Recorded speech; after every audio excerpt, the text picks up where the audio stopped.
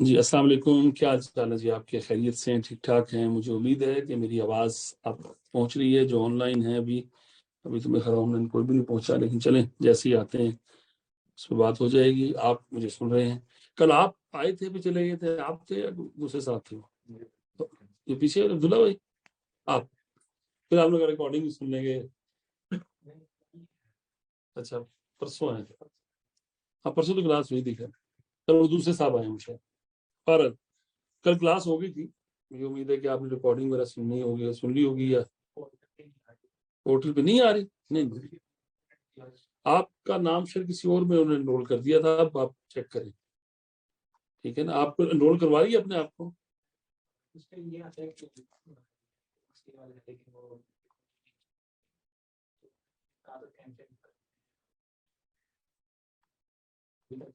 नहीं, मेरा ख्याल है कि शायद कोई प्रॉब्लम आ रही है, अदरवाइज ये देखें इनको भी आ रही है, बाकी जो दोस्त हैं वो भी देख पा रहे हैं, सुन पा रहे हैं, तो आई डोंट थिंक सो।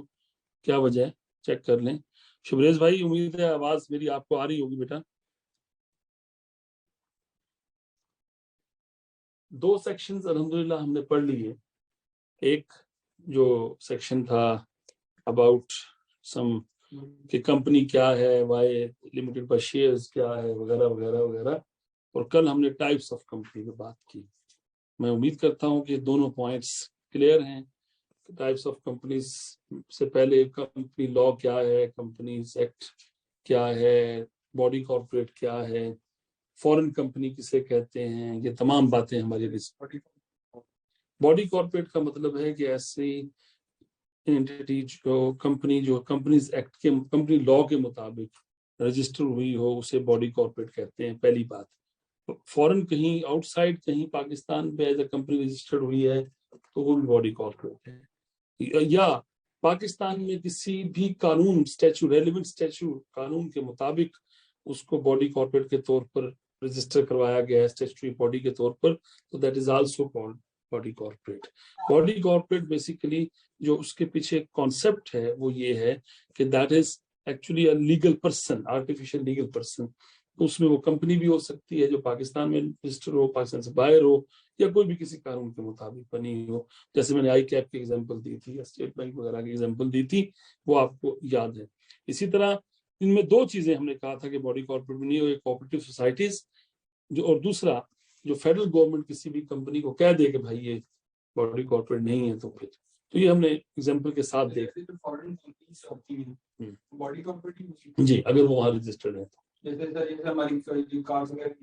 जी जी, अगर वो वहां पर कंपनी के तौर पर रजिस्टर्ड है तो यहाँ वो बॉडी कॉर्पोरेट ही कहलाएगी, अनटिल अनलेस फेडरल मिनिस्ट्री उसे कह दे कि भाई ये बॉडी कॉर्पोरेट नहीं है।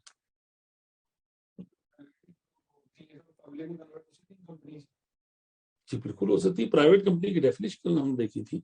प्राइवेट कंपनी दो तरह की, एक सिंगल मेंबर कंपनी है जिसमें एक ही बंदा मालिक होता है, एक ही डायरेक्टर, वही सब कुछ, वही शेयर होल्डर।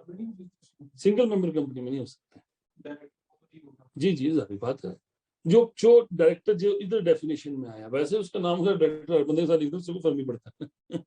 डायरेक्टर जो लॉ में है वो एक ही, तो मालिक वो एक ही बंदा है, सारी बात। और जहां तक प्राइवेट कंपनी है अदर देन एसएमसी, देखिए मैं फिर कहूंगा कि डायरेक्टर जो कानून के मुताबिक रिक्वायर्ड है वो एक है। इसमें सिंगल मेंबर कंपनी वो एक ही मालिक है। प्राइवेट कंपनी जो है वो दो या से ज्यादा अगर शेयर होल्डर्स हों, मालिकान हों, तो वो होंगे। और उसके तीन शर्तें हमने रखी। एक, अगर उसके आर्टिकल ऑफ एसोसिएशन में ट्रांसफर ऑफ शेयर पर पाबंदी है तो प्राइवेट कंपनी है। दूसरा, हमने कहा कि अगर उसकी जो, क्या कहते हैं उसको यार, 50 से ज्यादा मेंबर्स नहीं है। ठीक है। और तीसरा पॉइंट क्या था एहसन भाई, अगर आपको याद हो कि प्राइवेट कंपनी में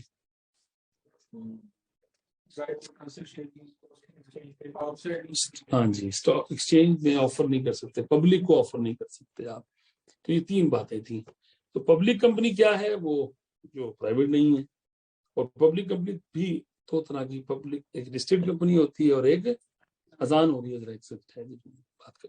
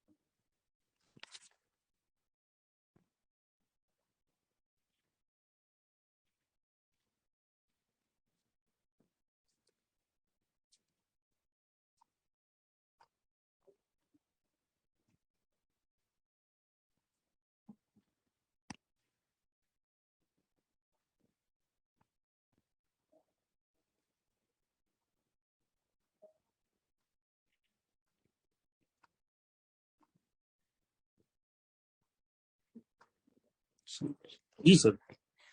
तो लिस्टेड जो स्टॉक चेन में लिस्टेड हो, जिसके शेयर्स या डिवेंचर्स या सिक्योरिटीज ट्रेडेबल हो, और जो अनलिस्टेड है वो सारी बात है स्टॉक एक्सचेंज लिस्टेड जो नहीं है। पब्लिक जो सेक्टर कंपनी की बात हुई वो भी आपने देखा कि जिसमें या तो 50% से ज्यादा वोटिंग पावर जो है वो गवर्नमेंट के पास हो या स्टैट्यूटरी बॉडी के पास हो। उम्मीद है कि समझ में आ गई थी। होल्डिंग कंपनी और सब्सिडरी का कॉन्सेप्ट भी आपको क्लियर है। बहरहाल अगर किसी को नहीं पढ़ा है तो प्लीज जाके उसको रिवाइज कर ले, आपके पास रिकॉर्डिंग भी अवेलेबल है। मैं उम्मीद करता हूँ, मैं अभी जरा फारिग होकर देखता हूँ कि क्या सूरत हाल है, आप रिकॉर्डिंग्स क्यों नहीं मिल रही है आप दोस्तों को।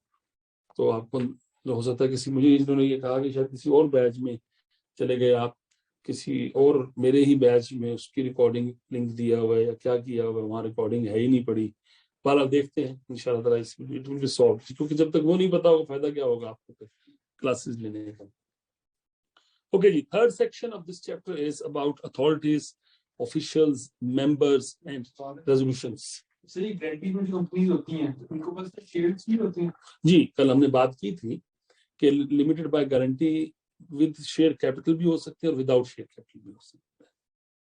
ठीक है ना। अगर विदाउट शेयर कैपिटल है तो सिर्फ गारंटी है at the time of liquidation, जितनी गारंटी की होगी share holder will be responsible for that amount. नहीं देखें, डिविडेंड इज समथिंग एल्स। अगर प्रॉफिट है, अगर डिविडेंड दे सकते हैं तो लिमिटेड बाय गारंटी में आमतौर पर ऐसा नहीं होता, डिविडेंड नहीं होता उसमें, क्योंकि पैसा नहीं होता ना इन्वॉल्व। शेयर कैपिटल भी नॉमिनल सा रखा जाता है, जैसे मैंने पाकिस्तान स्टॉक एक्सचेंज की example the. That company is actually operated for the trading of the share company, जो आगे काम करना है, तो उसका काम प्रॉफिट कमाना नहीं है, तो फैसिलिटेट। लेकिन बहरहाल आपको अगर डिविडेंड हो तो वो जरूर डिस्ट्रीब्यूट किया जा सकता है अमंग द शेयर होल्डर, लेकिन नॉर्मली नहीं होता। जी ऐसा ही बन जाता है, तकरीबन वहां पहुंच जाती है। नहीं, SNGP is not a limit guarantee by the उसके शेयर्स हैं, शेयर कैपिटल। इसके जो मेजर होल्डिंग गवर्नमेंट के पास भी होती होगी अगर, हाँ, अगर गवर्नमेंट ऑफ पाकिस्तान की तो पब्लिक सेक्टर कंपनी बन जाएगी। जी ऐसा ही है। अगर पब्लिक सेक्टर, अगर उसके शेयर्स 51% हमने कहा था कि कम से कम गवर्नमेंट के पास होने चाहिए। ओके, SCCP जिसे हम कमीशन कहते हैं, हमने पहले भी पढ़ लिया कि security and exchange commission of Pakistan, जो कि सिक्योरिटी SCCP एक्ट है 1997, उसका सेक्शन 3 के मुताबिक कॉन्स्टिट्यूट किया गया। हमें क्या इसके मुताबिक मर्जी किया गया है। Bharat that is to be SCCP, उसे हम कमीशन कहते हैं। आगे कहीं जाके वर्ड यूज हो कमीशन तो उसका मतलब है SCCP, securities and exchange commission of Pakistan. जिस तरह federal board of revenue tax matters को डील कर रहा होता है पाकिस्तान के अंदर, इसी तरह से जो कमीशन है वो SCCP जो है वो कंपनी अफेयर्स को डील कर रहा होता है, उनकी रेगुलेशंस को, उनको मॉनिटर कर रहा होता है। ऑर्गेनाइजेशन क्या है जी? SCCP established under SCCP Act 1907 and operationalized on 1st January 1999. SCCP is replaced by C law, corporate law authority होती थी, formally regulatory body has been vested the educate operation and financial autonomy। ये organisation है जिसकी हम बात कर रहे हैं। किसकी बात कर रहे हैं जी? SCCP की। पहले C corporate law authority CLA होती थी, जो बहुत पहले खत्म हो गई, बहुत अच्छा पहले, 20-25-22 साल पहले की बात है। अब जरूरत नहीं है ये बात करने की, लेकिन चलें इसमें किया हुआ तो हम बता सकते हैं। ट्रांसफॉर्मेशन कैसे हुई है, SCCP का नाम कैसे इवॉल्व हुआ है, वो बेसिकली पहले कॉर्पोरेट लॉ अथॉरिटी थी। अच्छा, ये जो SCCP कमीशन, आमतौर पे दुनिया में जहां भी कंपनी के अफेयर्स के लिए कमीशन ही वर्ड यूज किया जाता है। ये security and exchange commission of Pakistan है, कहीं एक्सचेंज कमीशन ऑफ इंग्लैंड मिल जाएगा, इंडिया मिल जाएगा, फला। तो इससे वो एक हार्मनी बना देगी, सिमेट्री कर दिएगा दुनिया के साथ SCCP का नाम देने के बाद। ऑब्वियसली जी नाम ही बदला है ना, बाकी तो सारे काम तो वही कर रहे हैं ना। जो उनकी जो ड्यूटीज थी, जो रूल्स थे, जो रेगुलेशन थे, जरा वक्त के साथ इवॉल्व होने के बाद नए रूप, मतलब सारी बात उसमें एडिशंस आ गए होंगे, लेकिन बेसिक जो फिलोसफी है लॉ की, जो C लॉ, जो कॉर्पोरेट लॉ अथॉरिटी की थी, वही SCCP की। ओके, ऑफिसेज यस, पाकिस्तान के अंदर जो फेडरल कैपिटल है वहां पर इसका ऑफिस है और इसके 8 रीजनल ऑफिसेज। कौन कौन से? एक फेडरल कैपिटल, 4 प्रोविंसेस के अंदर, 3 other major cities, Multan, Faisalabad और सक्खर। नहीं, वो नहीं हुए, 8 रीजनल ऑफिस, तो 9 ही है ना। एक फैसलाबाद मिला के हो गया ना, सॉरी इस्लामाबाद मिला के हो गया ना। एक तो मेन हो गया ना, समझ लें आप, एसएससीपी इस्लामाबाद जो हेड ऑफिस जिसे कह लें आप। बाकी फिर चारों प्रोविंसेस के अंदर आ गए 4, और फिर कौन सा हो गया जी? 3 मेजर सिटीज में आ गए, एक फेडरल कैपिटल में आ गया। ठीक है सर, 8। जो हेड ऑफिस मतलब इस्लामाबाद में 2 हैं। एक हेड ऑफिस है जो कि मतलब है वहीं पर उसी जगह पे, लेकिन एक हेड ऑफिस है जो सबको रेगुलेट कर रहा है। एक इस्लामाबाद में इटसेल्फ एक रजिस्ट्रेशन ऑफिस है।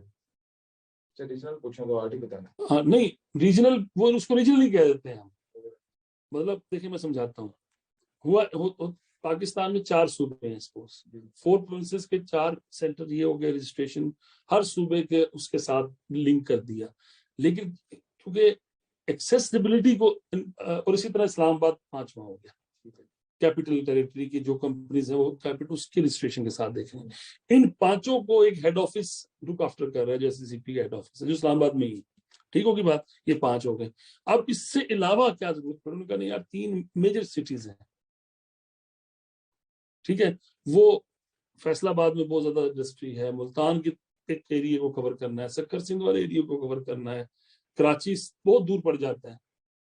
तो इसलिए उन्होंने 3 मेजर सिटीज में भी ये ऑफिस अपने बना दिए, इसे हम कंपनी रजिस्ट्रेशन ऑफिस कहते हैं। कंपनी के मतलब सब ऑफिस हैं, समझ लें। मतलब एक मुल्तान का एक रीजन है, सपोज साहिवाल से लेके आगे आप, मैं अगर इसको कहूँ, मैं रहीम यार खान तक है, भावलपुर तक, उसमें जो भी कंपनी रजिस्टर हो रही है वो मुल्तान में आती है। वो मुल्तान रजिस्ट्रेशन ऑफिस में अपनी एप्लीकेशन देती है। रहीम यार खान तक है मेरे ख्याल से। और भी देखी है इस्लामाबाद सॉरी नहीं, रावलपिंडी की जो है वो बाय डिफॉल्ट उसका यहाँ लाहौर में बनता है, लेकिन क्योंकि उसको एक टेरिटोरियल उसकी वजह से उसको इस्लामाबाद के, उसके पिंडी और इस्लामाबाद दोनों के लिए वो दे देते हैं। और थोड़ा सा ऊपर उधर का भी एरिया आ जाता है अटक से तक, उससे फिर आगे पिशावर वाले में चले जाते हैं।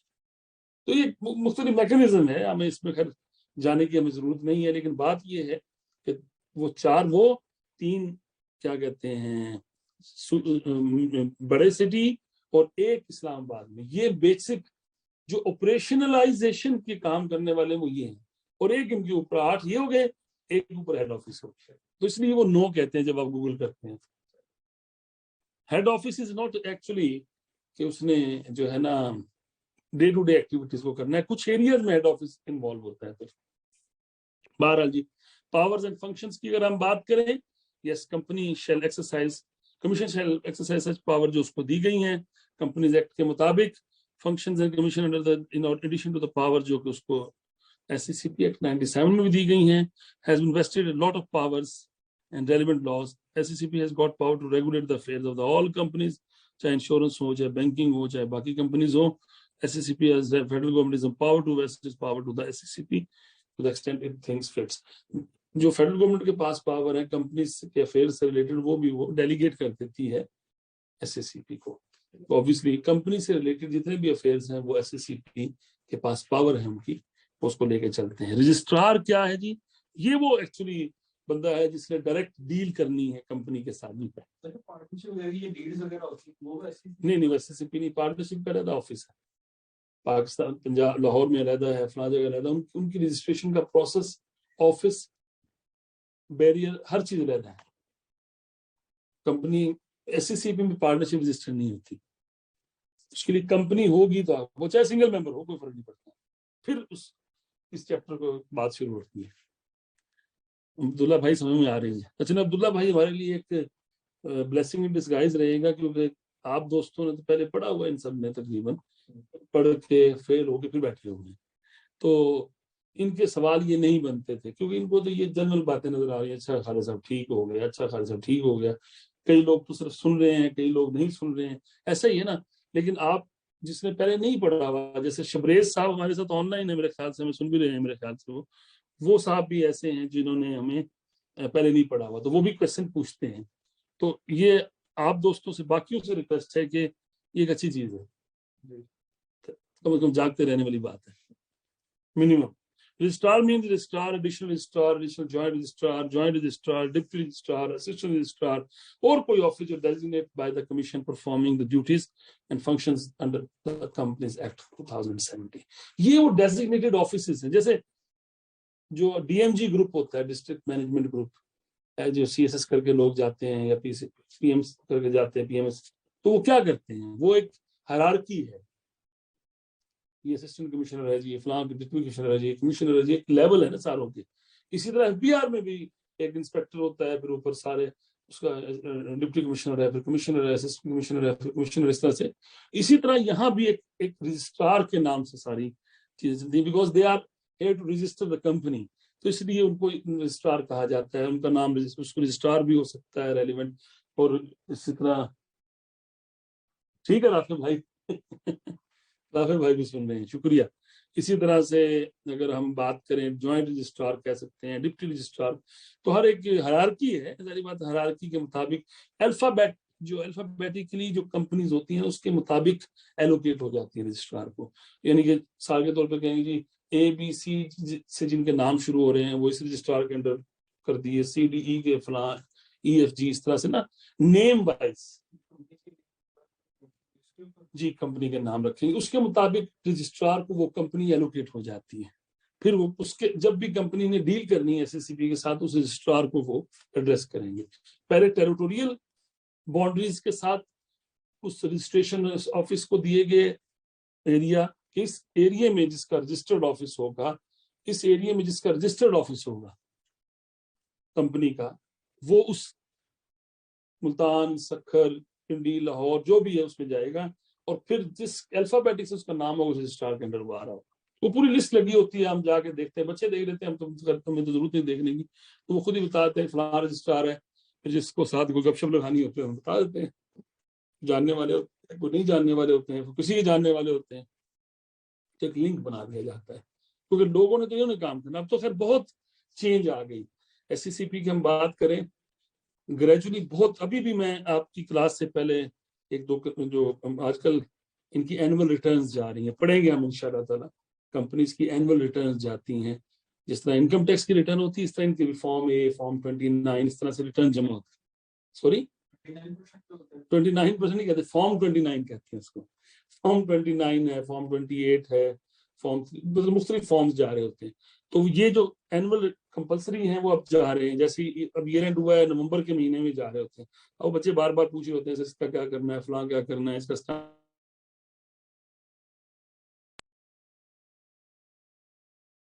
तो ये अब इस वक्त ही प्रोसेस चल रहा है। अभी मैं क्लास 4 में, तो वो फिर अब ऑनलाइन हो गया मैक्सिमम काम।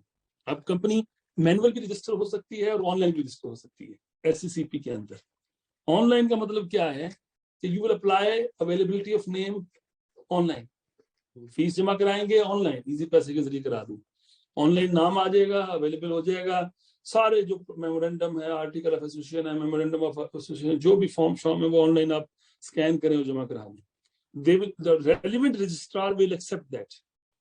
ऑटोमेटेड सिस्टम के तहत यू आर नॉट रिक्वायर्ड कि आपको फलां रजिस्ट्रार को एड्रेस करना है। आप SSCP की वेबसाइट पर जाके अपलोड करेंगे, वो जिस रेलिवेंट रजिस्ट्रार पे जाना खुद चली जाएगी, वो वहां जाके उसको स्क्रूटनाइज करेगा और आपको अप्रूवल दे देगा। अब पिछले 6 महीने 8 महीने के अंदर एक और बहुत बड़ी, खासतौर पर कोरोना में आया, कोरोना में क्योंकि जो फेस टू फेस इंटरेक्शन थी कम से कम कर दी गई थी, तो ऑफिस में लोग जाते थे तो अंदर मिलने नहीं देते थे। अब ये जो भी आपने सर्टिफाइड कॉपीज लेनी है, कोई चीज करनी है, तो वो ऑनलाइन अवेलेबल है। मतलब आप अप्लाई करते हैं ऑनलाइन फीस के जरिए, और वो अगर एक्सेप्ट करके उसी वक्त तो इशू कर देते हैं, कई दफा आधे घंटे में आपके पास कॉपी आ जाती है। जिस तरह सर्टिफिकेट आ गए, बिल्कुल ऐसा ही है। तो वो सर्टिफाइड कॉपीज आप देते हैं। अभी खैर इतनी अच्छी होगी है कि अभी बैंक्स वगैरह में जहाँ जमा कराने होते हैं ना, वो अभी एक्सेप्ट नहीं कर रहे उसको। नहीं सर जो साइन आ रही है ना वो कॉपी लेके आओ अब जो सूरत है पता क्या है, ट्रू सर्टिफाइड कॉपी चाहिए होती है किसी भी डॉक्यूमेंट की जो आपने कहीं जमा कराई हो। बैंक में अकाउंट खुलवाना है तो आपको फॉर्म A29 की कॉपी चाहिए। तो वो क्या होता है ना, पहले ये होता था कि हम अप्लाई करते थे, ऑनलाइन भी कर देते थे, तो 1-2 दिन के बाद हमारा बंदा वहां जाता था, लड़का, वो वहां से हार्ड कॉपी लेके आता था, SCCP के लाहौर ऑफिस से सपोज साइन की हुई stamp attested to be true copy लिखा होता था, attested to be true copy, उस पर साइन होते थे, तो वो बैंक में जमा होती थी। अब उसने SCCP ने कहा नहीं नहीं, नो नीड टू बी, मिल तो वो भी जाएगी अगर आप चाहेंगे, लेकिन अगर आप ऑनलाइन लेना चाहते हैं तो वो भी अवेलेबल है।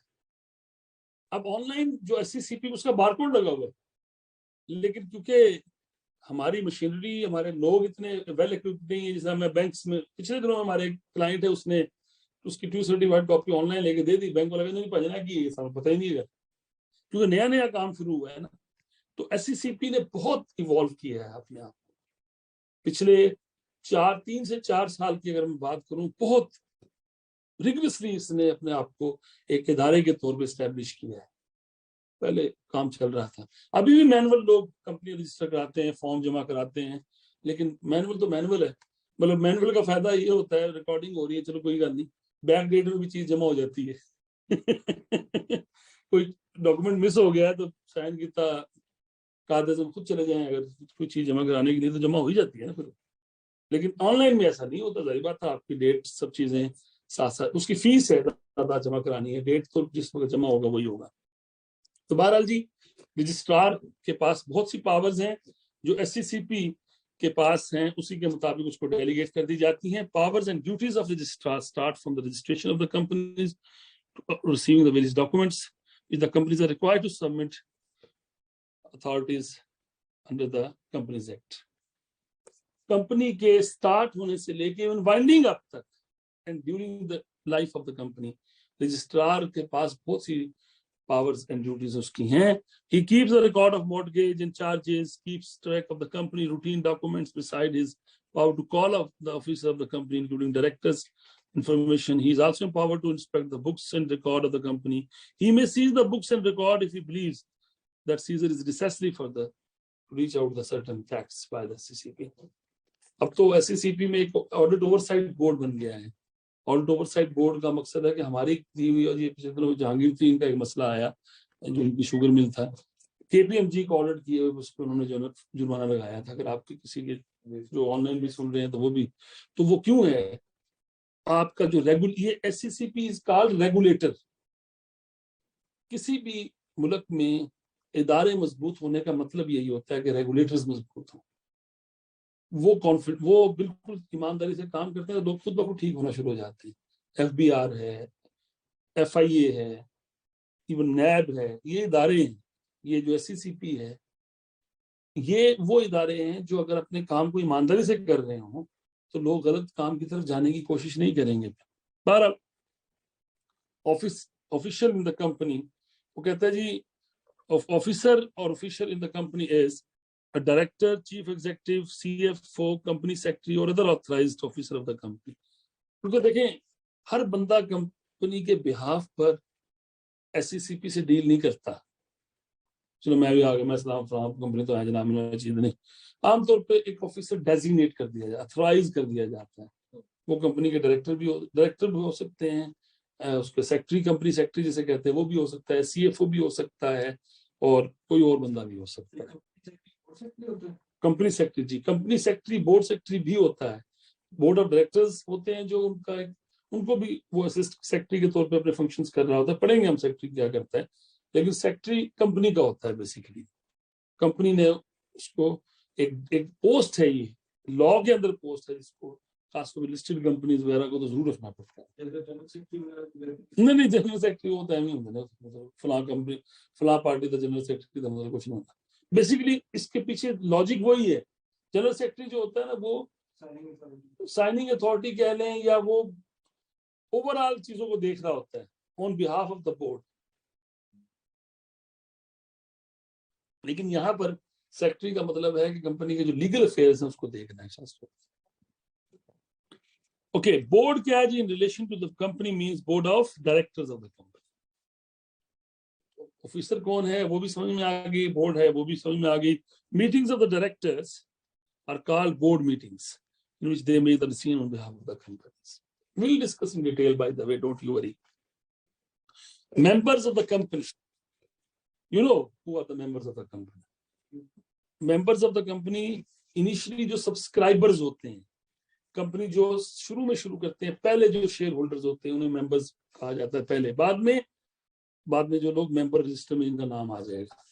Subscribers of the memorandum of association are deemed to be agreed to the member of the company become members and its registration every other person to whom is allotted who becomes the holder of the class of shares in relation to the company not having share capital agree to become the member of the company whose names are entered and register the members. ये है असल बात. Register of member में जिसका नाम आ गया वो member of the company. ठीक है. आमतौर पे लिमिटेड बाय शेयर्स के अंदर शेयर्स जो बंदा खरीदता है वो शेयर होल्डर पहले बनता है, मालिक बन गया. इट इज नॉट नेसेसरी कि आज तो ऑनलाइन चल रहा है सारा काम, तो जरूरी नहीं उसका मेंबर के रजिस्टर में नाम हो. मैं बताता हूँ. मैंने आज एक कंपनी के शेयर्स खरीदे, ऑनलाइन खरीद लिए मेरे ब्रोकर के थ्रू. 1 लाख शेयर मेरे पास हैं. अब ये मेरे पास इख्तियार है, मैं चाहूँ नहीं यार मैंने इसको बेचने हैं शेयर, मैं रखने नहीं है, तो I will not apply for कि मुझे मेंबर बनाया जाए. जी, ये मैंने अब मेंबर नहीं बना. जो शेयर्स मेरे पास हैं उसके नाम से मेंबर. अब्दुल्ला अगर मैंने आपसे खरीदे तो आपके नाम पे पड़े हुए हैं. कंपनी के रजिस्टर में जो मेंबर रजिस्टर में नाम अब्दुल्ला आपका लिखा रहेगा जब तक मैं अपना नाम अपडेट नहीं कराऊंगा. अब तो खैर ऑनलाइन कंपनी कर देती हैं, आप अपना सर्टिफिकेट जो भी आपकी इंफॉर्मेशन वो दें, सर्टिफिकेट आपके पास है या ऑनलाइन आपको ट्रांसफर हो गए शेयर तो you can become a member. लेकिन कई लोग मेंबर नहीं बनते कि जरूरत क्या है यार हमने शेयर भेज देने. ये ऐसी है ना, गाड़ी आपने खरीदी, ट्रांसफर लेटर पे खरीदनी. अब अगर अपने नाम पे आप एक्साइज जाके कराएंगे तो आपके नाम पे होगी ना वो, अदरवाइज मालिक तो आप ही हैं लेकिन किताबों में मालिक नहीं है. जो शेयर होल्डर होगा मेंबर होगा, या शेयर होल्डर ना भी हो तो मेंबर हो सकता है. ये सवाल ठीक है. पहली बात तो हम शेयर बाय शेयर की बात कर रहे हैं कि लिमिटेड बाय शेयर के अंदर शेयर होल्डर होना जरूरी है, फिर ही मेंबर बनेगा लिमिटेड बाय शेयर कंपनी के अंदर. हाँ, ये शेयर होल्डर हो मेंबर शायद ना हो, लेकिन मेंबर होगा तो शेयर होल्डर जरूर होगा. अगली बात करने जा रहा हूँ, पहले इसको तो सुन लीजिए, इसको तो हजम कर लो पहले. मेरी बात समझ में आ गई. अब एक तो बात ये समझ कि मेंबर रजिस्टर, मैंने भी गाड़ी की एग्जांपल दी ना, मैंने गाड़ी खरीदी. अगर तो मैंने गाड़ी खरीद के जिस बंदे के नाम पे थी साइज में अप्लाई किया, उस बंदे से अपने नाम पे ट्रांसफर कर ली, तो अब मैं ओनर प्लस मेरे नाम पे कागज हो गए. इसी तरह शेयर्स हैं. या गाड़ी का कि मैं नहीं यार मैंने नहीं करनी पहले, ठीक है 2 महीने 4 महीने के बाद मैं इसको बेच ही दूंगा, तो मैं मालिक तो हूँ, मेरे पास ट्रांसफर डीड सारे साइंड है, लेकिन मैं एक्साइज के दफ्तरों में उसका मालिक नहीं हूँ. इसलिए कंपनी के कॉन्टेक्स्ट के अंदर मालिक वो होगा जिसका नाम, या जिस दूसरे मेंबर वो होगा जिसका नाम मेंबर रजिस्टर में आ रहा होगा. ठीक है sir. Term shareholder member are is used interchangeably, but the above definition is clear the member is on the broader terms. ये बात समझ में आ गई है. 2-3 एग्जांपल्स हैं, इससे आपको जो सवाल पूछ रहे हैं समझ में आ जाएगी. Adeel is a member of ABC guarantee limited. ये है लिमिटेड बाय गारंटी वाली company. Does not have the share capital. Adeel has guaranteed to contribute an amount up to 1 million rupees if needed in case of winding up of the company. Adil is a member of ABC, but there is no shareholders in this company. तो क्योंकि उसमें share holder का concept नहीं limited by guarantee में, तो उसमें फिर वो मेंबर ही, जो गारंटी देंगे वही मेंबर बनेंगे, जो गारंटी देंगे वही मेंबर्स बनेंगे.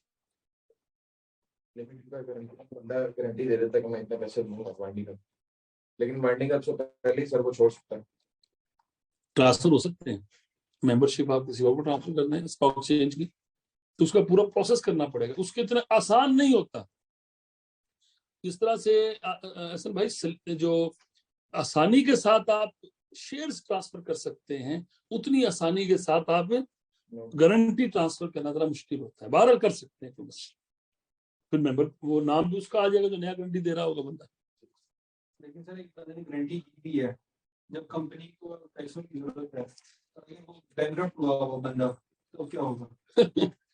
बेफिक्र ले लेंगे जब गारंटी दी है तो बैंकरप्ट होने का तो बात फिर मुश्किल हो, जब बैंकरप्ट हो रहा होगा तो उस वक्त कंपनी को भी तकलीफ हो रही होगी ना, कि क्या करें हम इसका, या तो बाकी लोग हैं जी, फिर उसके मुताबिक चलेंगे ना, उसकी तो जितनी गारंटी होती है उतनी होगी। चीज चेक करके हाँ। गारंटी कुछ नहीं, बाद में हालात खराब हो जाते हैं तो लिमिटेड बाय गारंटी है तो इसका मतलब उतनी ही है, तो उतने भी वो नहीं दे पाता तो शुरू में हो सकता है कि उसके बैंकरप्ट से पहले पहले मसले हल कर रहे होंगे। और अगर फिर बैंकरप्ट ही हो गया और गारंटी दी हुई थी तो जिस तरह बाकियों के पैसे मर गए तो कंपनी के भी मर सकते हैं ना भाईजान।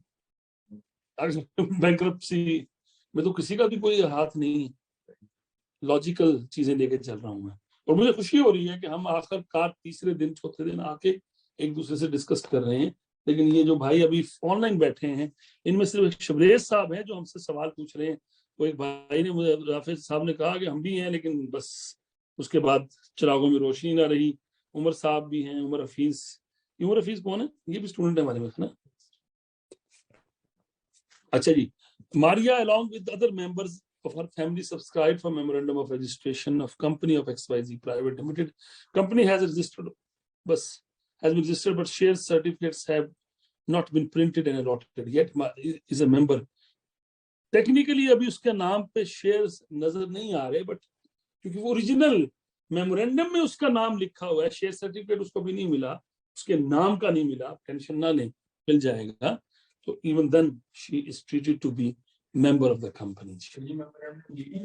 Memorandum is constitution of the company. इसका नाम क्या होगा, ऑफिस कहाँ होगा, बिजनेस लाइन क्या होगी, कैपिटल कितना होगा, वगैरह वगैरह 4-5-6 क्लॉजेज हैं जो मेमोरेंडम की हम पढ़ेंगे इंशाल्लाह ताला। ये सब चीजें पढ़ने वाली हैं, आप बेफिक्र हैं, और इसी तरह पढ़ेंगे मजेदार तरीके से इंशाल्लाह। प्रैक्टिस क्वेश्चन उसने दिया है केस स्टडी बना के। वो कहता है under the provision of companies act 2017 discuss how a person में बिकम अ मेंबर। देखें, बंदा कब मेंबर बन सकता है, थ्योरी पूछी है उसने। एक, मेमोरेंडम में जिस ओरिजिनल सब्सक्राइबर हैं, जो पहली दफा जो कंपनी में उसमें नाम लिखा होता है जो मेमोरेंडम में कि ये लोग हैं जिन्होंने इतने इतने शेयर सब्सक्राइब किए हैं, उन्हें ओरिजिनल सब्सक्राइबर कहा जाता है। They will automatically be the members of the company. Even then, अभी ऊपर हमने देखा कि उनके नाम का शेयर सर्टिफिकेट अभी प्रिंट नहीं हुआ, फिर भी they will be considered as members. फिर दूसरे ऐसे बंदे जिनको शेयर्स अलॉट किए गए किसी भी तरह के, और वो अपने जो है ना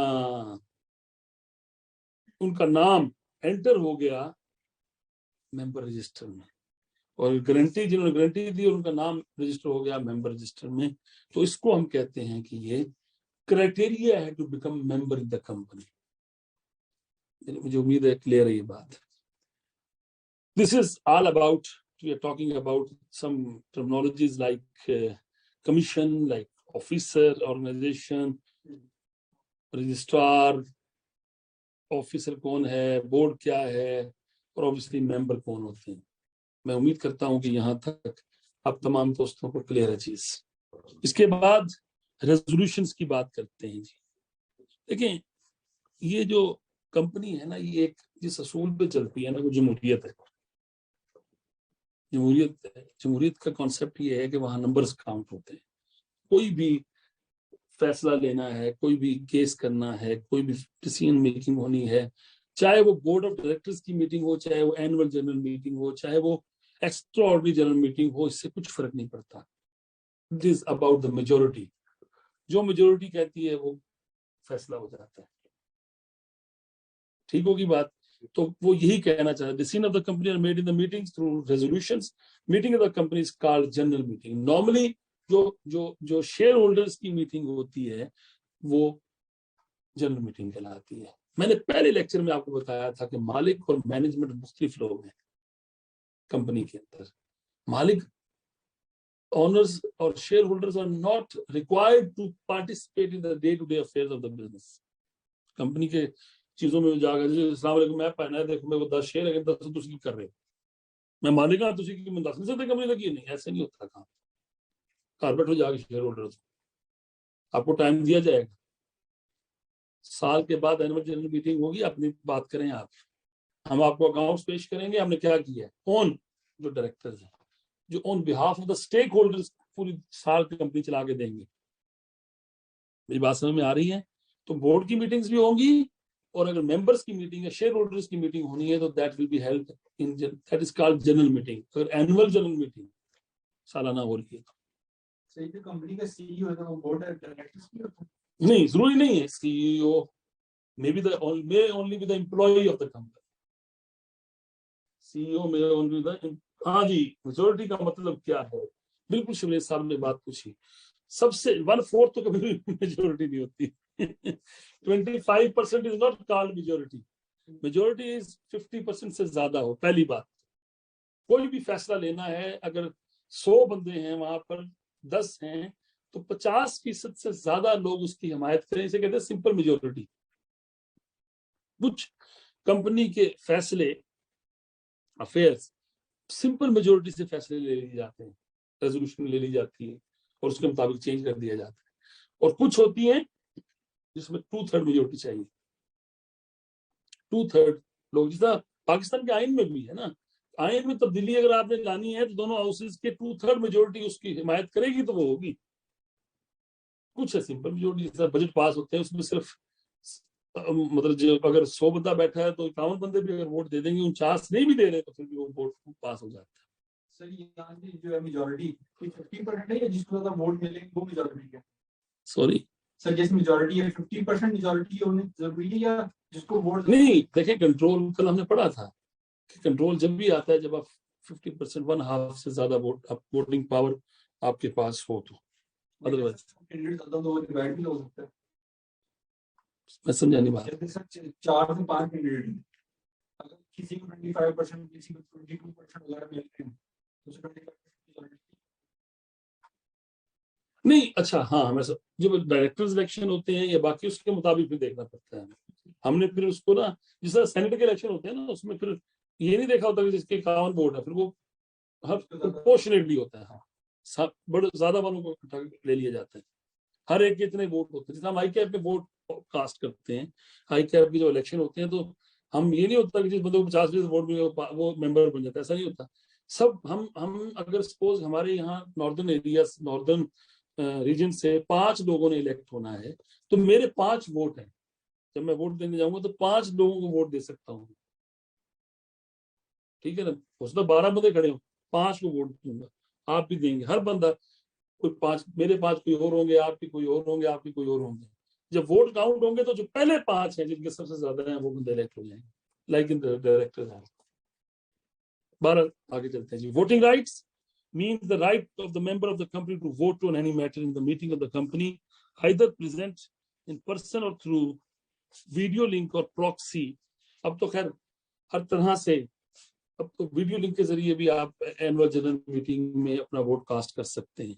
इन पर्सन भी शामिल हो सकते हैं उस मीटिंग के अंदर, वीडियो लिंक के जरिए भी हो सकते हैं, और थ्रू बैलेटिंग भी आप शामिल, और प्रॉक्सी के जरिए भी आप आ सकते हैं। प्रॉक्सी का मतलब मेरे आप अब्दुल्ला से चला जाएगा। सर ये वोट जो मेंबर देंगे शेयर दे सकते हैं? देखें, जो मीटिंग है एनुअल जनरल मीटिंग, वो मेंबर्स की हो रही है, तो जो उस डेट पे मेंबर नहीं है, स्पेसिफिक डेट के ऊपर हम देखते हैं, तो वो फिर टाइटल भी नहीं है मीटिंग के लिए। सिर्फ शेयर होल्डर होने से शायद वो मीटिंग ना अटेंड कर सके, मेंबर्स होना जरूरी है। डिविडेंड भी उसे मिलता है। यानी शेयर होल्डर को सिर्फ वो एक ट्रेडर काम कर सकते हैं? ये ट्रेडर तो नहीं, मतलब शेयर होल्डर, मालिक तो है वो भी, उसने सारे कागजात पूरे किए, बाद में जाके वो क्लेम करवा लेगा अपना, लेकिन बाय डिफॉल्ट उसे मेंबर बनना पड़ेगा, फिर उसको उसके नाम का चेक बनेगा डिविडेंड का। मेंबरशिप अपनी मर्जी। हाँ, मेंबरशिप मर्जी। तो सारी बात है, आपने अगर लॉन्गर टाइम की नहीं रखनी तो गाड़ी अपने नाम पे नहीं कराते ना, ये वो वाला कॉन्सेप्ट है।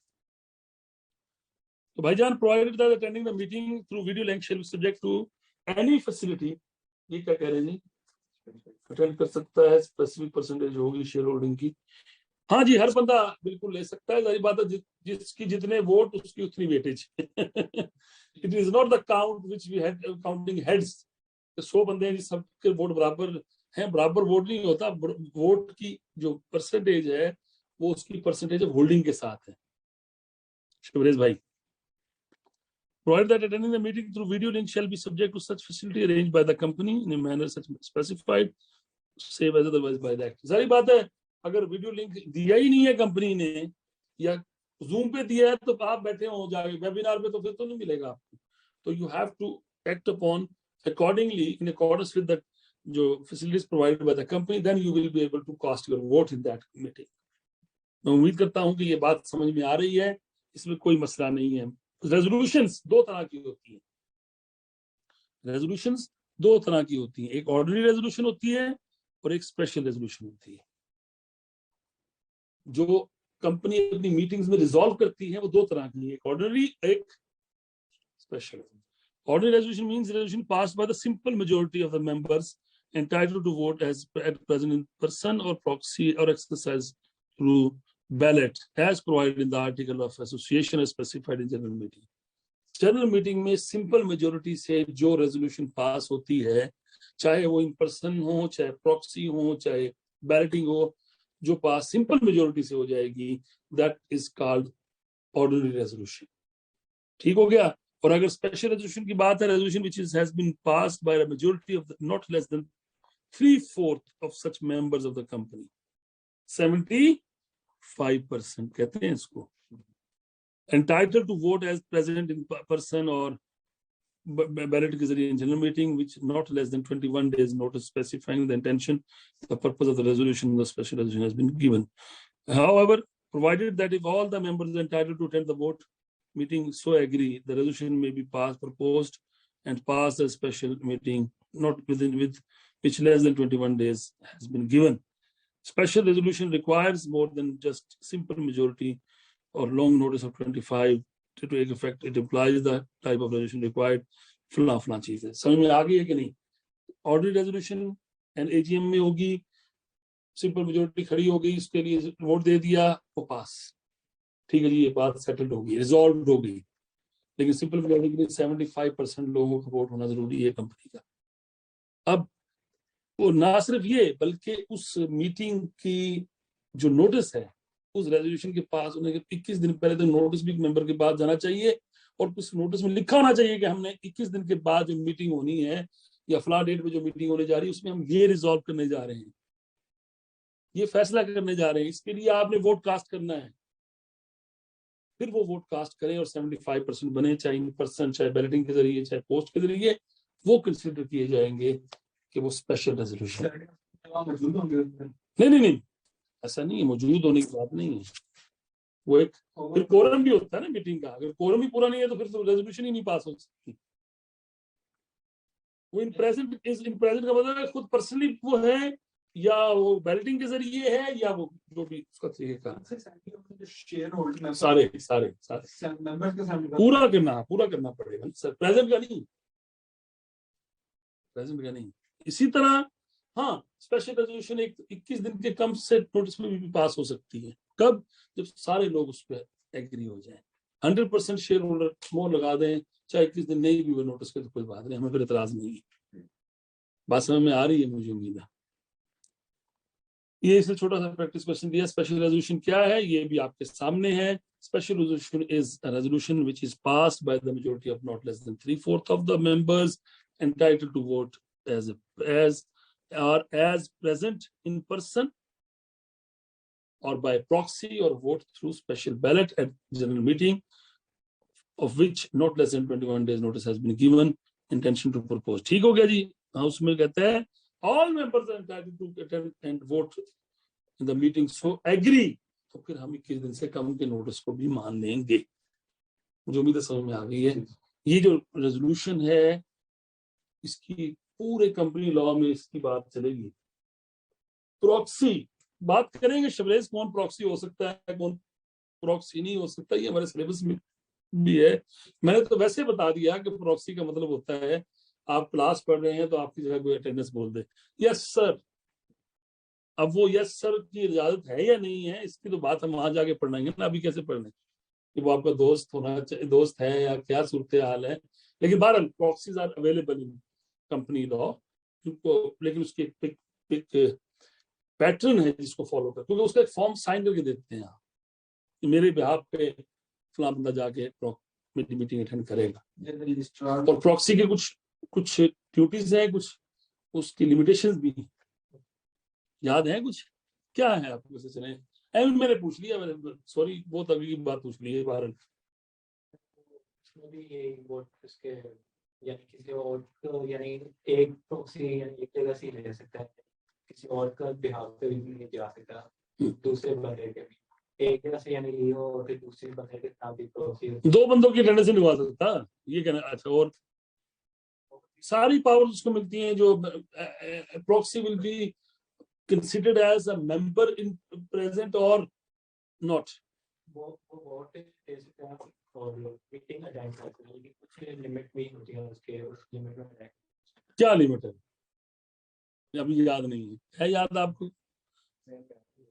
याद करें, जो ऑनलाइन दोस्त बैठे हैं वो भी बता सकते। मैं वैसे ही है भी छेड़ रहा हूँ आपको, मैंने तो पढ़ाया नहीं तो मैं क्यों पूछूं आपसे, और मैं बताना भी नहीं चाहूंगा फिर, लेकिन वैसे ही ये वो बातें जिस तरह देखे ना, अब ये है वो एरिया। जब आप तैयारी करते करते वहां पहुंचते हैं और जब लॉ के पेपर में बैठे, मैंने वैसे तो कहा कि लॉ के पेपर तो आसान है कि पास ही होना चाहिए, इसका कोई किसी को दूसरी राय नहीं होनी चाहिए। पास पेपर फेल हो जाए तो टीचर स्टूडेंट दोनों बार खड़ा कर दो कि भाई तुझे क्यों नहीं पास हो, फिर टीचर जस्टिफाई करेगा मैं तो पढ़ाता सी, फिर स्टूडेंट खड़ा कर दो, क्योंकि इसमें फेल होने की वजह ही नहीं है अब्दुल्ला, और अब तो बिल्कुल भी नहीं है।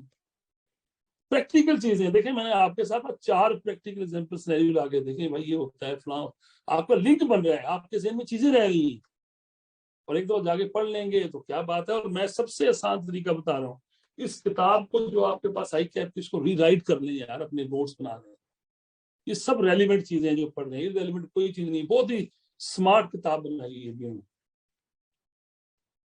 बहरहाल जी रहने दें, छोड़े, कोई बात नहीं। हाँ जी, ये नॉट फॉर प्रॉफिट है, जो काफी है मेरे ख्याल से आज के लिए, क्या ख्याल है? फिर आगे चलते हैं रजिस्ट्रेशन की तरफ। और क्लास है कल है? क्यों, कल क्या हुआ? नहीं, आपने कहा तो 4 दिन ही। नहीं है क्लास ऑनलाइन होगी, मतलब जो ऑनलाइन अटेंड करना चाहता है वो कर ले, कोई मसला नहीं है, कोई इशू नहीं है आपको। अगर आप ऑनलाइन लेना चाह रहे हैं क्लास तो हमें उस पर भी क्लास नहीं है। बहरहाल आपने 4 दिन का साथ रखा गया। नहीं वो अभी 4 दिन नहीं, अभी नहीं, शुरू में नहीं, देखेंगे दरमियान में कहीं जाकर। अगर आप इसे करके जो सी का जो क्लास होती है वो 1.5 हफ्ते में इतना पढ़ते हैं सी लॉ की बुक पूरी। जी ऐसा ही है, बिल्कुल नहीं कहते, टैक्स में भी ऐसे ही है। मैं टैक्स में भी आपको बता रहा था कि मैं सैलरी की जो चैप्टर आपको 15 दिन में कराया है, वो 1 दिन की बात, प्रॉपर्टी इनकम एक क्लास में खत्म हो जाती है, सारी बातें वहां पर। और जी ये बुक काफी है मिस जुवेरिया, बिल्कुल मोर देन सफिशिएंट है, मैं इसी से पढ़ाऊंगा आप। हाँ, साथ में पीडीएफ शेयर करता रहूंगा, जैसे कल मैंने कुछ पीडीएफ पे काम किया था, खासतौर पे टाइप्स ऑफ कंपनीज पे, वो मैं आपके साथ शेयर करता रहूंगा। लेकिन और कोई किताब आप रखना चाहते हैं, मुझे कोई एतराज नहीं, आतिफ हाफिज साहब की किताब रख लें, कराची के 2 दिन ऑथर्स की किताब रख लें, फलां की रख लें, मुझे इससे कोई फर्क नहीं पड़ता। बट क्योंकि वो सेम ही है, एज इट इज आपको मिलेंगी, कोई ज्यादा फर्क नहीं होगा। एक को फोकस करें, वो यही किताब है जो आपके सामने नजर आ रही है। बाकी आप जो हेल्प के लिए रखना चाहते हैं रखें। सबसे इंपॉर्टेंट चीज है कि अपने जेन को खोलें, और वो जेन को खोलने का काम मैं कर रहा हूं आपके साथ, क्योंकि मैं प्रैक्टिकली इन चीजों को डील कर रहा हूं पिछले 20 साल से, तो I know how to deal with. मैं आपको उसका प्रैक्टिकल सिनेरियो दिखाऊंगा, उस बात का जो यहाँ थ्योरी में लिखी होगी। जब इसको लिंक करेंगे तो आपको याद रहना शुरू होगी बात। जैसे अभी ये देखें ना, आपके सामने है कि कंपनी रजिस्टर होनी है, ये रजिस्ट्रेशन ऑफ कंपनी का पूरा प्रोसेस लिखा हुआ है ना उसने, कि ये होगा, एक्सेप्शन क्या है, कौन सी कंपनी है, वगैरह वगैरह। राफी असलम साहब आपको हम ऐड करा देंगे, कोई मसला नहीं है। आप रजिस्टर तो है ना हमारे पास? कौन से ग्रुप में नहीं है आप? मेरे ख्याल से तो हैं। एक सेकंड बेटा, राफे को मैं देखूं, राफे का नाम तो आ रहा है ग्रुप में बेटा, राफे, ये राफे खान आप नहीं है? और सर आप एडमिन नहीं हम्म, ऐड कर देना। उसको मामा को बुलाओ ना, किधर चला नहीं क्या? बहरहाल एक काम कर लेना आप, तो फिर छुट्टी होंगी, फिर वो चले मैं लिख देता हूँ। नहीं मैं उसको लिखता हूँ ना, उस बच्चे का नंबर लिख देता हूँ ताकि वो, वैसे मेरा नंबर तो ये है जो मैं आपके सामने इस वक्त लिख रहा हूँ। आप मुझे भी मैसेज कर दें अपना नंबर जो व्हाट्सएप ग्रुप में ऐड करना है, और ये आपका टीए है जिसका नंबर मैं आपको लिखवा रहा हूँ, 0303691673। इनका नाम है उमामा। इनको आप सेंड कर दें। अगर आप एनरोल नहीं है तो इंशाल्लाह आपको ऐड, आप अपना नाम जरूर ऐड करवाएं, कोई मसला नहीं है, आप ऐड करवाएं ताकि एक दफा आप अपडेट हो जाएं, फिर हम देख लेंगे आप एनरोल हैं या नहीं है, वो बात की बात है, हम देख सकते हैं। अपना नाम अपना जो भी आपका स्कैंस का आईडी है वो साथ मेंशन कर दें ताकि आपको ऐड करने में आसानी रहे। ठीक है, बात समझ में आ गई होगी। तो भाई ये सारा जो प्रोसेस है कि भाईजान रिफ्यूज रजिस्ट्रार करते हैं, हम हर रोज, हर दूसरे दिन, हर चौथे दिन कंपनी रजिस्टर करा रहे होते हैं। इस सारे प्रोसेस से बच्चों को हम गुजारते हैं। रजिस्ट्रार में क्या एप्लीकेशन देनी है, क्या क्या डॉक्यूमेंट्स लगाने हैं, कब वो रिफ्यूजल करेगा, क्या एक्सेप्शंस हैं, फिर सर्टिफिकेट ऑफ रजिस्ट्रेशन कैसे मिलेगा, इनकॉर्पोरेशन सर्टिफिकेट कैसे मिलेगा, क्या एविडेंस होगा, ये तमाम बातें अल्हम्दुलिल्लाह हम ऑलरेडी डिस्कस करते आ रहे हैं और ये चैप्टर खत्म हो जाएगा। जो भी है, प्रोस्पेक्टस हो, मेमोरेंडम ऑफ एसोसिएशन हो, आर्टिकल ऑफ एसोसिएशन हो, जो भी चीज इस चैप्टर के अंदर है, we are dealing practically I am dealing practically in my firm, not myself, बल्कि मेरे बच्चे कर रहे हैं वो काम, जो स्टूडेंट्स हैं। तो डोंट वरी, जब उस थ्योरी को प्रैक्टिकल के साथ पढ़ा के मैं आपके साथ डिस्कस करूंगा तो चीजें याद रहना मसला नहीं होगा। लिखना हो सकता है लेकिन इसमें लिखना भी नहीं होता वैसे बाई द वे, इंशाल्लाह ताला। ठीक है सर। कंपनी होती है? नहीं, फर्म तो फर्म होती है। चार्टर्ड अकाउंटेंट फर्म कंपनी नहीं बन सकती। एससीसीपी में जाके चार्टर्ड अकाउंटेंट अपनी फर्म रजिस्टर, अपने नाम अपनी कंपनी नहीं बना सकता, क्योंकि उसमें अनलिमिटेड लायबिलिटी होती है फर्म में। मतलब मैं चार्टर्ड अकाउंटेंट हूँ, मैं फर्म, मेरी लायबिलिटी जो मैंने report as an auditor sign कर दी, ये मेरी जिम्मेदारी लिमिटेड नहीं हो सकती। तो आप लोग कंपनी को लिखते हैं? वैसे लिखते हैं एंड कंपनी, वो ये वाली कंपनी नहीं है, उसमें तो, इसमें तो लिमिटेड लिखा जाता है ना साथ। इंजीनियरिंग काउंसिल वगैरह ये भी कंपनी नहीं, इनमें कई कंपनीज बना लेते हैं, लेकिन चार्टर्ड अकाउंटेंट की बात कर रहे हैं, वहां भी पार्टनरशिप फर्म्स भी होती हैं, कंपनी भी लोग बना लेते हैं, कोई मसला नहीं। फर्म का सिर्फ आईकैप सिर्फ हमने आईकैप से रजिस्टर कराना है बस। अगर हमने कंपनी का फॉर बिजनेस करना है तो एज एन ऑडिटर नहीं कर सकते हम, हाँ एज मैनेजमेंट कंसल्टेंट कर सकते हैं, कोई और काम कर रहे हैं उसका नाम हम कंपनी के तौर पर रजिस्टर करवा सकते हैं, but we cannot register ourselves as company being an auditor. Service providing company नहीं बना सकते। नहीं, सर्विस नहीं, हम बना सकते हैं, हम कोई भी काम कर सकते हैं, जैसे आप कर सकते हैं, मैं कोई भी बिजनेस कर सकता हूँ, उसके लिए कंपनी रजिस्टर करवा सकता हूँ, एसएमसी बनाना चाहूँ, प्राइवेट बनाना चाहूँ, जो मर्जी करूँ, लेकिन एश्योरेंस सर्विसेज के लिए, ऑडिट के लिए ऑडिटिंग फर्म को मैं रजिस्टर नहीं करवा सकता in company as per companies act 2017 SCCP के अंदर।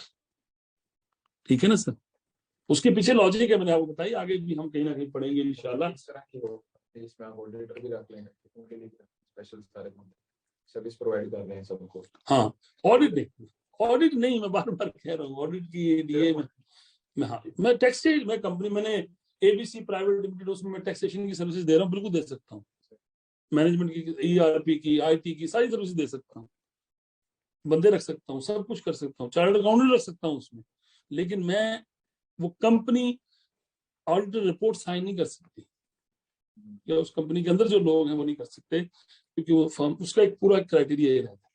लेकिन जो कंपनी का ऑडिट होता है वो सर कंपनी अपनी मर्जी करती है, हमने इस फर्म से कराने हैं। नहीं, वो मेंबर्स, सारी बात है, ये जो एनुअल जनरल मीटिंग होएगी इसमें ऑडिटर अपॉइंट करते हैं, पढ़ेंगे हम, वो भी है हमारे सिलेबस में। नहीं, एससीसी अगर आप नहीं करेंगे तो एससीसी भी अपॉइंट कर देगी, फिर ये भी पढ़ेंगे हम।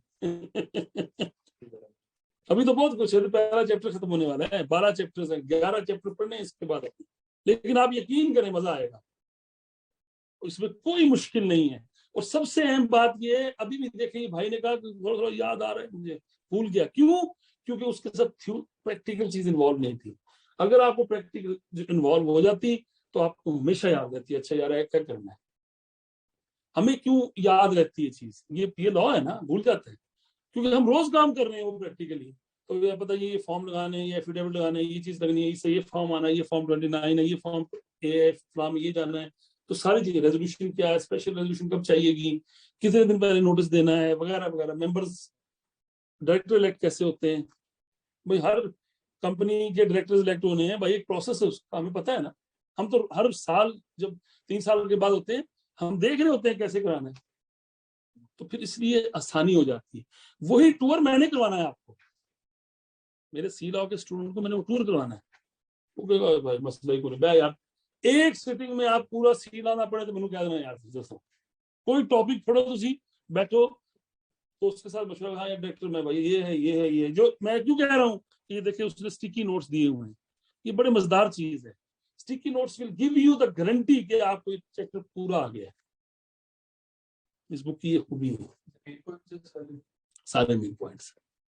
ये देखिए, अब देखे ना उसने जो अब तक हमने पढ़ लिया, कॉन्सिक्वेंसेज ऑफ सेपरेट पर्सनैलिटी, आपने देखा ना, लाइबिलिटी लिमिटेड होती है, फलां है, फिर लिमिटेड लाइबिलिटी का मतलब क्या है, कंपनी डायरेक्टर्स की होगी कि नहीं, मेंबर्स की होगी नहीं, फिर डेफिनेशन कंपनी की क्या, कंपनी लॉ की क्या, बॉडी कॉर्पोरेट की क्या, जैसे जैसे पढ़ते जा रहे हैं आपके दिल में पूरा चैप्टर रिवाइज होता जा रहा है।